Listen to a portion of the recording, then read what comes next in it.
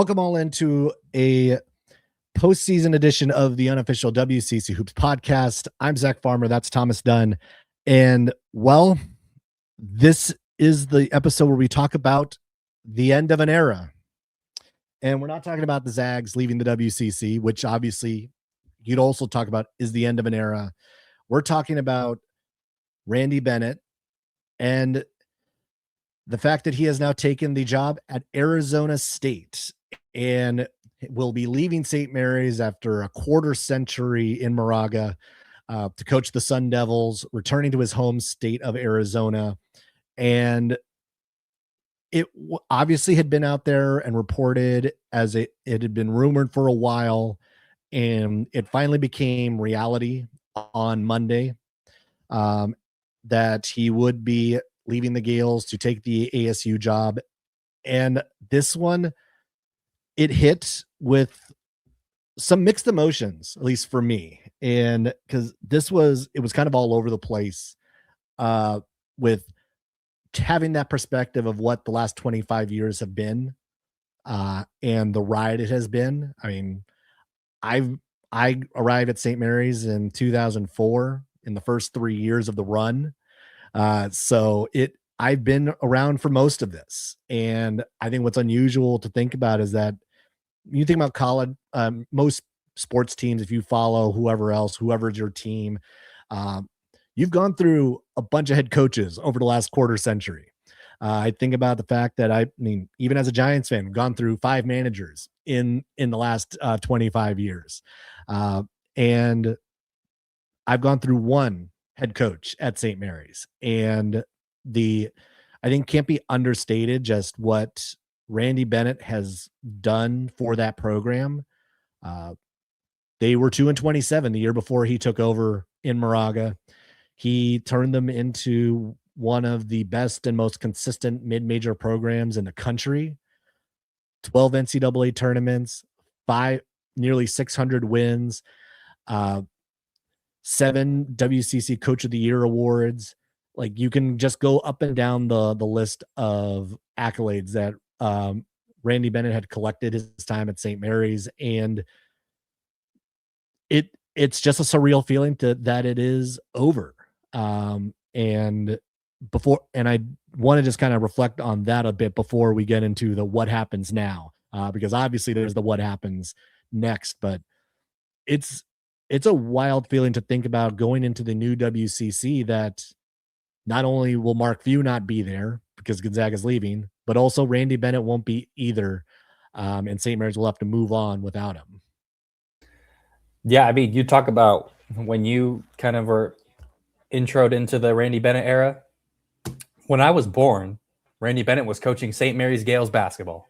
So I never thought I would see the day where Randy Bennett would not be patrolling the sidelines in Moraga. And yeah, look, I admit, even from my perspective, I mean, it's just weird. Like, that's not a sight that I can really kind of like get accustomed to just yet, because you think of the history that you just mentioned, you think of the standard. I mean, you got a school that's tucked away even within Moraga, that's tucked away, where you could really just be unbothered and live your own life. And Randy Bennett, for years on end, for decades on end, had said no to the higher paying job, to where the lights are a little bit brighter. You get your pay bump, but I don't necessarily want all that attention. He didn't take it.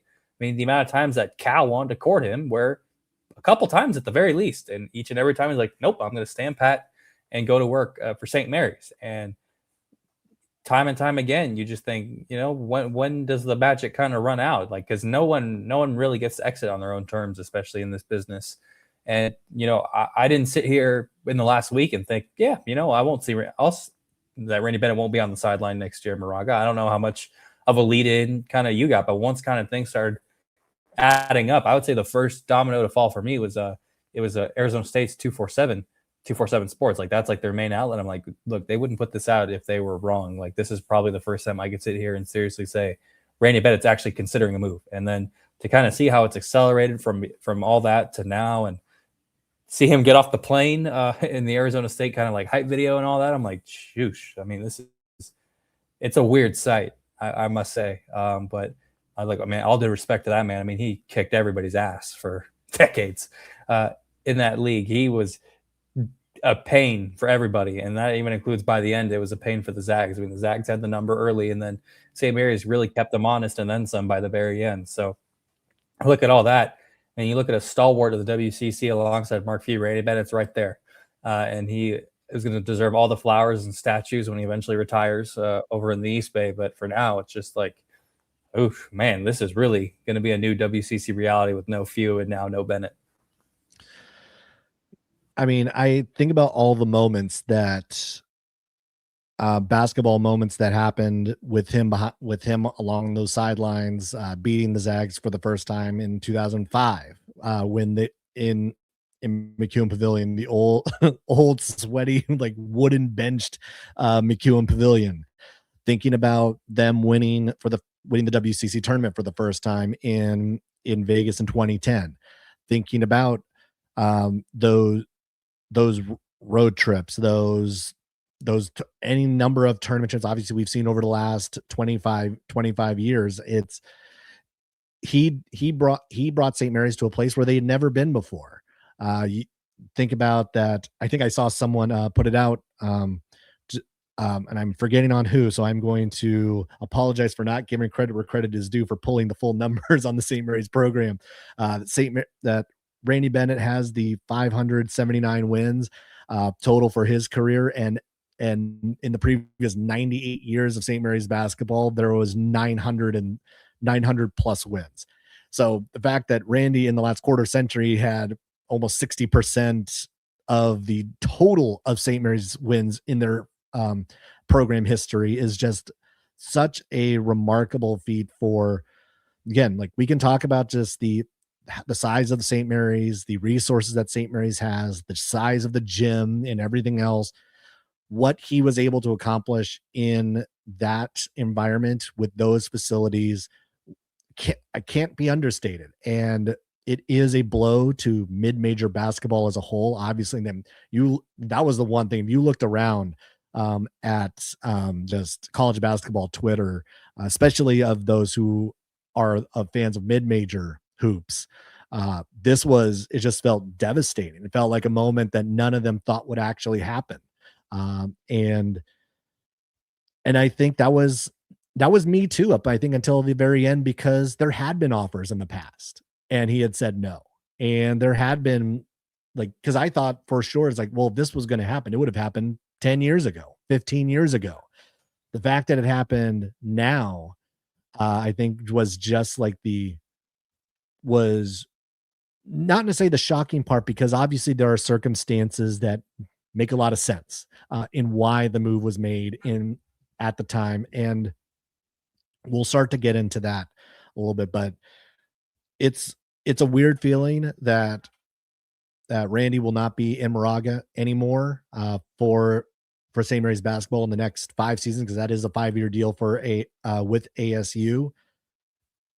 And going into the new era of St. Mary's basketball, it's not an unfamiliar name. It's a name who's been on the bench for the last X number of years, and it's Mickey McConnell, who will be taking over for Randy Bennett. And this was kind of, we talked about certain teams who are able to kind of prep their air to an extent, and that is really what Mickey McConnell was being trained as. He was the guy who was going to take over for Randy Bennett when the time came, and the time is now, apparently, that Mickey McConnell will be the head coach for St. Mary's moving forward.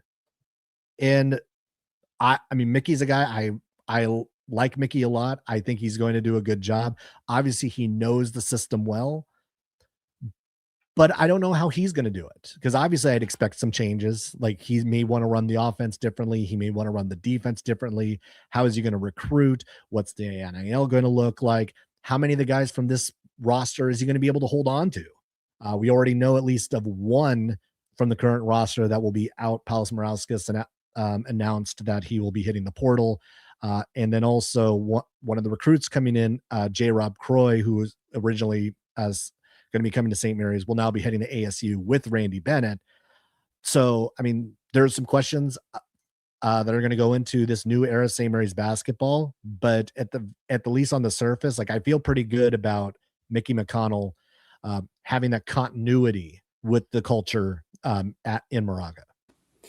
I think it certainly helps when you've had a guy who's gone through the blood, sweat, and tears on St. Mary's Road kind of be there and I'm not even saying that from the perspective of like kind of being like like a soft pillow landing, but kind of like a look, the standard is the standard, and that's going from a player perspective, and that's going from a coach perspective because he's the guy who's lived it. He's the guy who's brought that Sweet 16 glory to Moraga. He's the guy who kind of had some of those first viral moments for St. Mary's, kind of as they kind of made their rise from a steady, lowly old mid-major sitting in the woods of the Bay Area to a team that's going to be reckoned with year in and year out amongst even be nationally ranked. So I look at that at its core. And I'm like, yeah, I mean, it's really good to have a guy like Mickey McConnell be the guy because you mentioned the succession plan. Obviously, I'm not enough in the know to describe kind of what may be happening once Randy Bennett left because you had EJ right there, you had Joe Rahan right there, you had Dan Sheets right there. Like you had very capable guys sitting right there, and obviously Joe Rahan, he was on the plane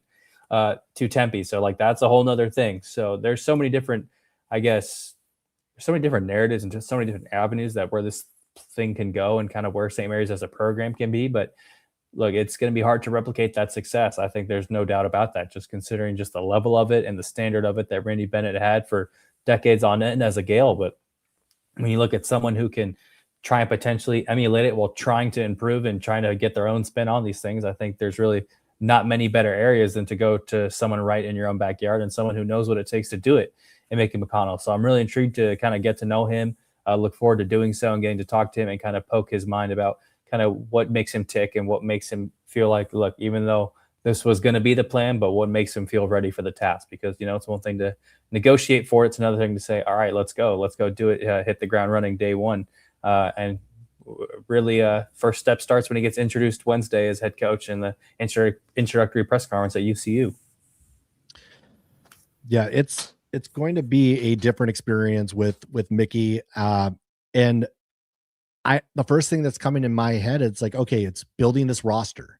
You're going to need to recruit this team back. You're going to need to find guys that are going to fit what he wants out of this system.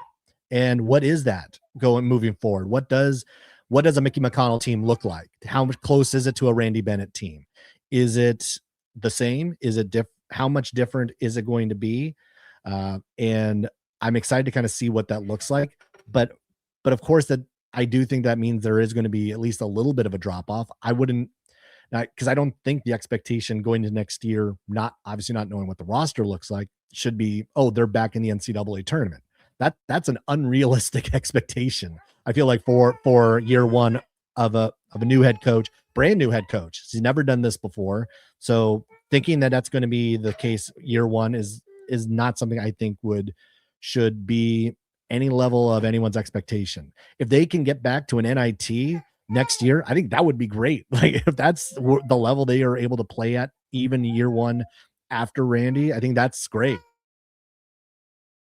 Yeah, I think it's fair to put that caution in there. I think especially because this is obviously a basketball driven show, but the one-to-one comparison to me right now is just over the hill over in Berkeley with Cal and Tosh Laploy. Everyone's gassing it up, saying an alum's coming home, someone who knows what they're doing. And as an assistant, it's like, they're still a first-time head coach. Like they are going to make mistakes. Like as much as Mickey's going to want to be perfect, they're going to be trying times. There could be a timeout sequence late. There could be a turnover sequence late. There are going to be times where Mickey McConnell's going to have to learn to grow through the mistakes. And I think more than anything, I think that's what he's going to deserve the grace, I think, from the Gales fandom, because it's not just, hey, look, here's a branch off Randy Bennett, therefore it's going to be the exact same thing and we're going to get better, because everyone's going to have their own twist and turn on what the program could be to get better. I think people are going to have to ride with Mickey McConnell through some of the ups and downs, and I think they will, just because they know he's one of their own. And pretty much, unless you get like a Patrick Ewing or Chris Mullen situation at their respective alma maters, I think they're gonna ride with him till the wheels fall off. If that means 30 wins and getting even higher seeds, then that's what it is. If that's going to be fighting for WCC championships with Santa Clara and other schools, then that's what it is. If that means that they turn into a 20+ win team and that becomes a standard, then that's what it is. But I think all things considered, I think the grace element is going to be a big thing when it comes to Mickey McConnell, because you can't just assume he's going to be perfect, because nobody is, and especially as a first-time head coach. But His introduction is Wednesday. Any other lasting thoughts on that before we get to one of the other coaches that just got introduced down in SoCal? I think it's about how he also builds the rest of his staff. Who else is going to be an assistant on that staff? Because again, to the point of being a first-time head coach, even though he's been obviously on the St. Mary's bench for the last, I think it's 6-7 years, like this is still going to be brand new. They're going to be components of the game of running his own show that are going to be new. And I think having some veteran coaching experience on that bench would probably be helpful. So who becomes available and who's out there on that front, I think to potentially help Mickey out on in a few of these areas where he is still going to be learning. There's going to be that learning curve. So I think building the staff around him is also going to be, I think, one of the keys. Not only obviously recruiting the players, but also who's going to be on that bench alongside him. I think you look at that. I think that's really key because you mentioned the roster and then obviously the coaching changes to add on, because at minimum you're getting one new coach because Joe Rehan's not going to be there anymore. And we've talked about kind of the impact of some of the other guys down the bench. I mean, you look at Dan Sheets. I mean, that's a guy who's earned the praise, and rightfully so. Kind of as I would say if there was such a thing as a physical architect, I look at Dan Sheets and kind of what he's did in enforcing everyone. They're like, you're going to rebound or you're going to die. Like, it's going to be just about that. That is kind of what the standard is going to be. So I look at him as kind of like a tipping point, elevating, I think, Dan Sheets into a potential higher level assistant role could be something that I think that pays dividends for St. Mary's if Mickey can retain him. And you look at the roster wise, there are elements obviously that you want to keep around. I think I look at Josh Dent, I look at Mikey Lewis for sure, Dylan Shaw. Those are the three I kind of target as a whole. Everybody else, it's like, look, we would like to have you if you'd like to come back, but if there are upgrades out there, we don't necessarily know what Mickey's like as a recruiter, as a head coach yet. So if he somehow gets like that little bit more of an edge to him and can find some upgrades, then look, St. Mary's could be right where they have been, or at least just a level or two right beside it. So still lots to like, especially. But another first-time head coach that's going to be happening right now down in Southern California just got introduced, JR Blount of San Diego men's basketball. I loved his press conference, I must say, because I think, and I saw him in St. Louis this week. So this is kind of one of those things where I can kind of get myself up to speed on kind of what JR Blount is like. And during the Tennessee State game when Iowa State was playing them in the 215, TJ Otzelberger, he didn't take possessions off, so to speak, but he took a back seat. Like, he went back to his bench, and JR Blount was the guy coaching defense for Iowa State. He was the guy that was up. He was in the coach's box. He was pointing, yelling wherever everybody needed to go. And that stood out to me. And I don't know if that was TJ just saying, here, have some reps in doing so because the game is out of hand, or if that's something that they do kind of on a routine basis. I need to go back and watch more Iowa State games to get a feel for kind of how they look in terms of being in rhythm. But I think that was cool to kind of see what JR Blount could kind of offer on the stage. And a lot of the guys from the Cyclones were super praiseworthy throughout the weekend when asked about JR being the head man of USD. And Joshua Jefferson, Taman Lipsy, and Milan Momcilovic, they were like, yes, he's the right guy for the job. He's a leader. He's a good basketball coach. He's a good family man. He was someone who was ready to go, and he exemplified all those things in the opening press conference for USD before he has to jet back to Chicago and get with the Cyclones for the Sweet 16 and beyond run. But I loved what he said. I really connected with the Get Better Daily mantra and kind of like, look, we're going to be consistent as they come, and even on day one, we're not even going to be practicing basketball. We're going to be practicing our habits and who we want to be as a program. And so, all things considered, I like where we're at if I'm USD.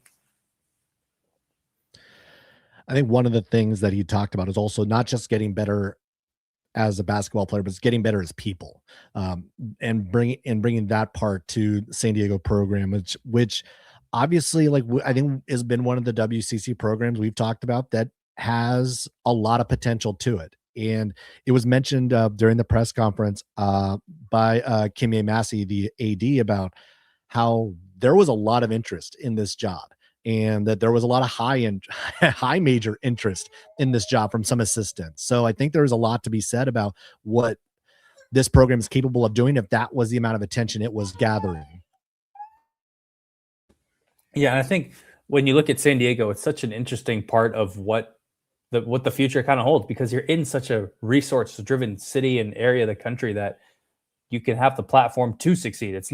You're not hamstrung in the middle of God knows where in North Dakota. You're in San Diego. You're in America's finest city. You got enough room And if you can find the donors, if you can find the way to kind of market San Diego as a part of your program, then I think you're on your way. And I think JR Blount, look, if nothing else, you're going to have a really disciplined team. Like Iowa State, they are on rails on defense, especially when they're clicking. I mean, they absolutely tsunamied Kentucky in that second round. I sat there and shoot. I mean, there was nothing they could do about that. And, I sit here from the Santa Clara's perspective and I'm like, damn it, that should be us playing Iowa State right now and potentially getting hammocked by the Cyclones. But I mean, they are really good. They're really connected and they communicate very well. And I think that just goes to show the culture setting that you mentioned, that we talk about from TJ Otzelberger and JR Blount, because they demand accountability. And I think the players kind of relish towards that. So I look at his recruiting and I want to see the types of guys he brings in more than anything before you get to the basketball players. Are these going to be guys that are about it? Are they going to be ones that want to get into the mud and go out and fight for it and get what they feel like they deserve? Or is it going to be a team that's full of finesse? But if that opening press conference is any indication, JR Blount knows what he wants.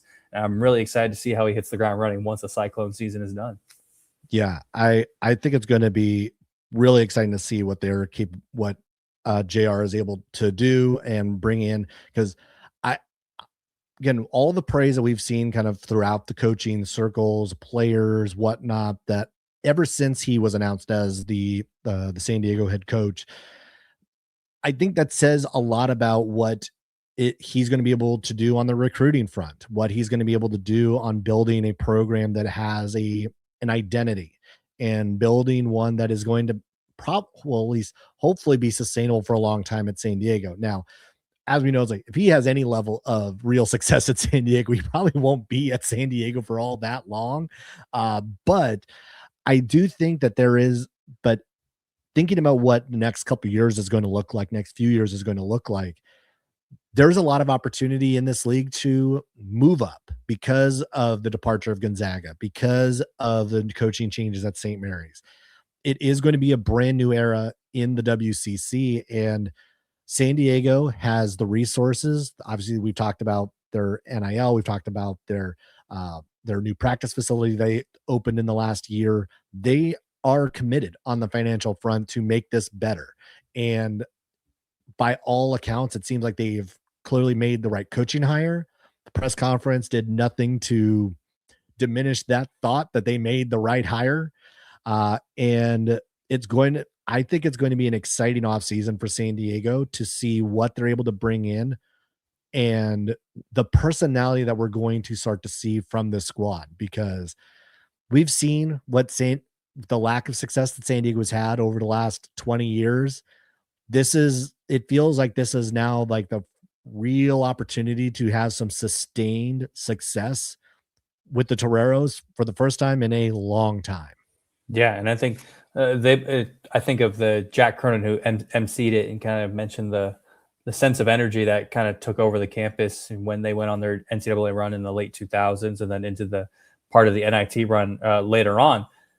Like there can be an appetite for basketball in these conferences that have lots of places where you can do other things. And I equated of what he mentioned with San Diego and his experience to what Santa Clara just did in March Madness. You got a bunch of people who got wheels up from the Bay Area, guys who came as far as from Tokyo to go to that March Madness game in St. Louis. If you build it, they will come. If you win, they will come.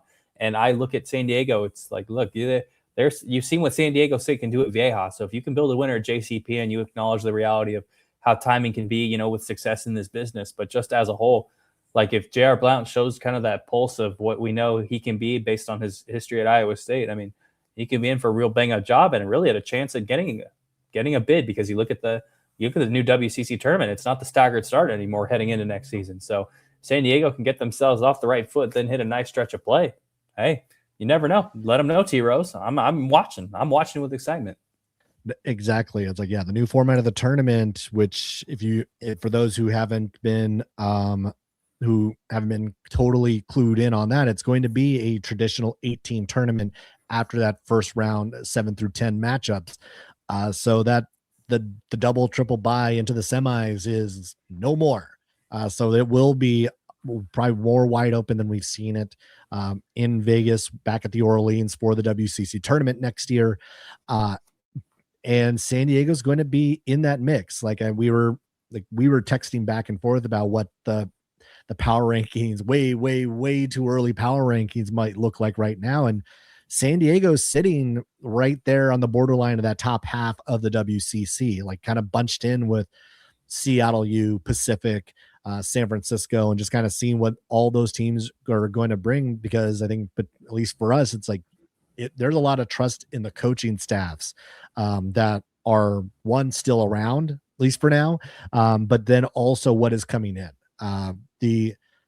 The amount of resources that San Diego has, in addition to the coaching changes that they have made, should give a lot of us excitement for that program, for that city. Again, like talking about, like, San Diego is definitely, like, San Diego will support basketball if it is good, obviously, because we know with San Diego State is a massive draw on the basketball front.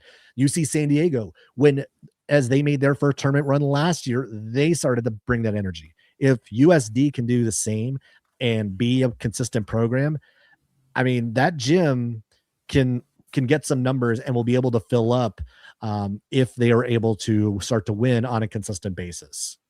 I mean, you'll feel the full name of the Slim Jim right there in the JCP. So I look at all that.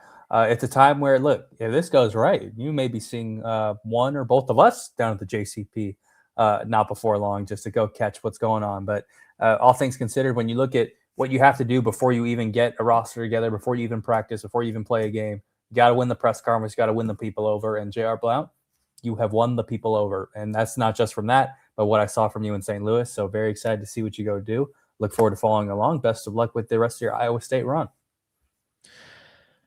Yep. All right. And any last word before we kind of get out of here, because we've talked about the tournament, we've talked about the coaching.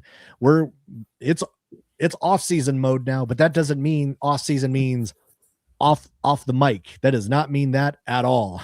No, it doesn't. And if anyone who wants to go watch, indulge in more hoop, go to the Sweet 16 Elite 8 at SAP Center in San Jose. If you do, you will catch me there, because we sleep in May. All right. Well, thanks for watching, everybody. Be sure to subscribe to the podcast on YouTube, Spotify, wherever you listen to the show. Be sure to follow along on social media at unofficial WCC Pod. That's Thomas. I'm Zach. Thanks for watching, everybody, and we will catch you later.